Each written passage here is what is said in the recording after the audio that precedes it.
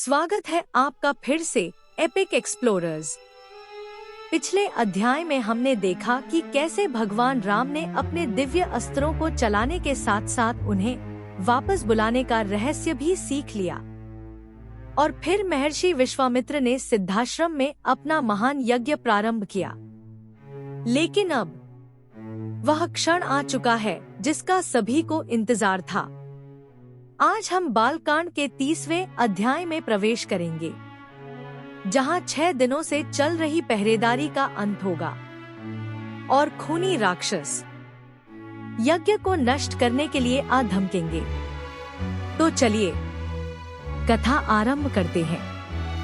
यज्ञ आरंभ हो चुका था, लेकिन किसी को नहीं पता था कि राक्षस हमला कब करेंगे। राम और लक्ष्मण ने आश्रम के ऋषियों से पूछा, वे कब आएंगे? ऋषियों ने उत्तर दिया, महर्षि विश्वामित्र 6 दिनों तक मौन व्रत रखेंगे। इन्हीं 6 दिनों में कभी भी राक्षस आ सकते हैं। बस यही सुनते ही दोनों राजकुमार पूरी तरह सतर्क हो गए।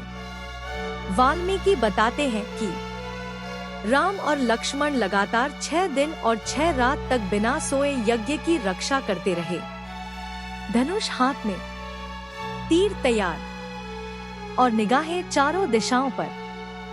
5 दिन शांतिपूर्वक बीत गए, लेकिन 6ठे दिन राम ने लक्ष्मण की ओर देखा और कहा, भैया अब सावधान रहो, समय आ गया है।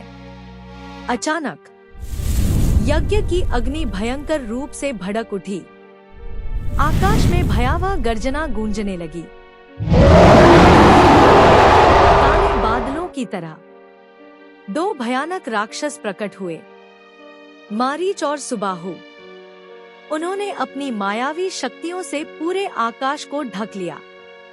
देखते ही देखते यज्ञ वेदी पर रक्त और मांस की वर्षा होने लगी। पूरा वातावरण भय और अंधकार से भर गया। यह दृश्य देखकर राम का क्रोध जाग उठा। उन्होंने आकाश में उड़ते मारीच को देखा। फिर लक्ष्मण से कहा, आज इन नरभक्षी राक्षसों को उसी तरह तितर-बितर कर दूंगा, जैसे तेज हवा बादलों को उड़ा देती है।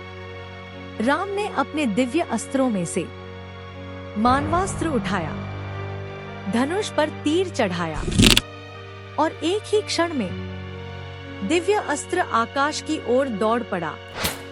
दिव्य अस्त्र सीधे जाकर मारीच के सीने में लगा, लेकिन जो हुआ वह सभी को चौंका देने वाला था। मारीच मरा नहीं, बल्कि वह बेहोश होकर हवा में दूर उड़ गया, इतनी दूर कि वह पूरे 100 योजन दूर समुद्र में जाकर गिरा। राम ने शांत स्वर में लक्ष्मण से कहा, यह अस्त्र उसे मारने के लिए नहीं, केवल युद्ध से दूर करने के लिए था। यहीं राम की करुणा और रणनीति दोनों दिखाई देती हैं। लेकिन सुबाहु के लिए राम के मन में कोई दया नहीं थी। राम ने तुरंत आग्नेयास्त्र उठाया। दिव्य अग्नि से जलता हुआ वह अस्त्र सीधे सुबाहु के हृदय में जा लगा और अगले ही क्षण सुबाहु भूमि पर गिर पड़ा। उसका अंत हो चुका था। अब भी कई राक्षस युद्ध कर रहे थे। राम ने बिना समय गवाए वायव्यास्त्र का प्रयोग किया। तेज तूफान की तरह वह अस्त्र दौड़ा और शेष सभी राक्षसों का संपूर्ण विनाश कर दिया। कुछ ही क्षणों में आकाश पूरी तरह साफ हो गया, रक्त वर्षा रुक गई और यज्ञ एक बार फिर सुरक्षित हो गया। राक्षसों के नष्ट होते ही देवता अत्यंत प्रसन्न हो उठे।